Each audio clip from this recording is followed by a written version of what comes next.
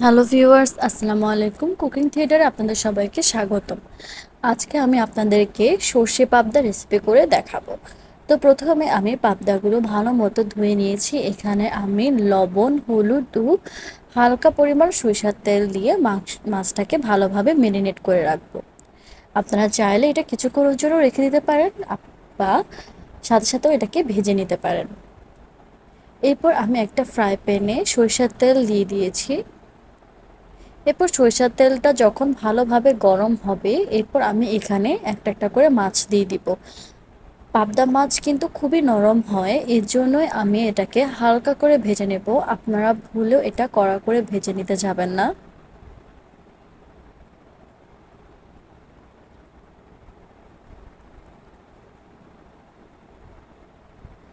আমি ভালোভাবে সবগুলো মাছ ভেজে নিয়েছি।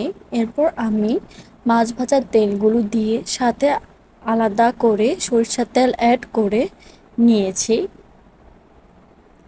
তেলটা ভালোভাবে গরম হলে আমি এখানে গোটা জিরা দিয়ে দিব। এরপর আমি এখানে পেঁয়াজ ও টমেটো বাটা দিয়ে দিব। পেঁয়াজ ও টমেটো বাটা খুব ভালোভাবে ভেজে নিতে হবে। পেঁয়াজ আর টমেটো খুব ভালোভাবে ভাজা হলে আমি এখানে রসুন বাটা দিয়ে দিব। যখন পেঁয়াজ আর টমেটোটা ভাজা হয়ে যাবে তখন এটার উপরে তেল ভেসে উঠবে। এরপর আমি এখানে হলুদ গুঁড়ো, মরিচ গুঁড়ো, ধনিয়া গুঁড়ো, জিরা গুঁড়ো ও লবণ দিয়ে মশলাটাকে কিছুক্ষণের জন্য ভেজে নিব।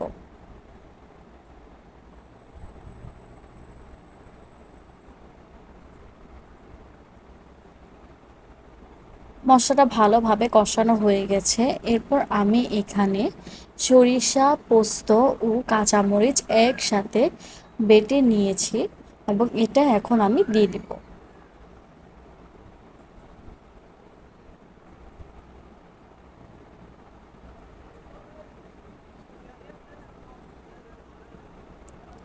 এটাকে খুব ভালোভাবে নেড়ে চেড়ে কিছুক্ষণের জন্য এটাকে ভেজে নিতে হবে। সরিষাটা খুব ভালোভাবে বাটা হলে আমি এটাকে পানি দিয়ে আরও কিছুক্ষণ কষিয়ে নেব।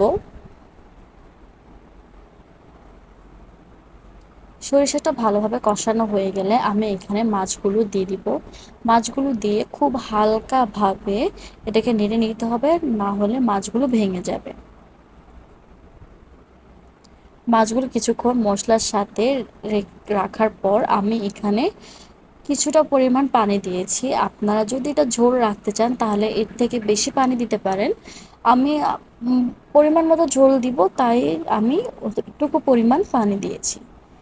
এরপর আমি এখানে ফ্লেভার অ্যাড করার জন্য আস্ত কাঁচামরিচ দিয়ে কিছুক্ষণ ঢেকে নিয়েছি। এই যে এটা আমার সরিষা পাবদার ফাইনাল লুক। আপনারা অবশ্যই এটা বাসায় একবার হলেও ট্রাই করবেন। আমি এখানে পেঁয়াজ দিয়ে বাগার দিয়েছি, এটার ক্লিপসটা আমার কাছে নেই। আপনারা অবশ্যই এটা বাসায় একবার হলে ট্রাই করবেন। ধন্যবাদ।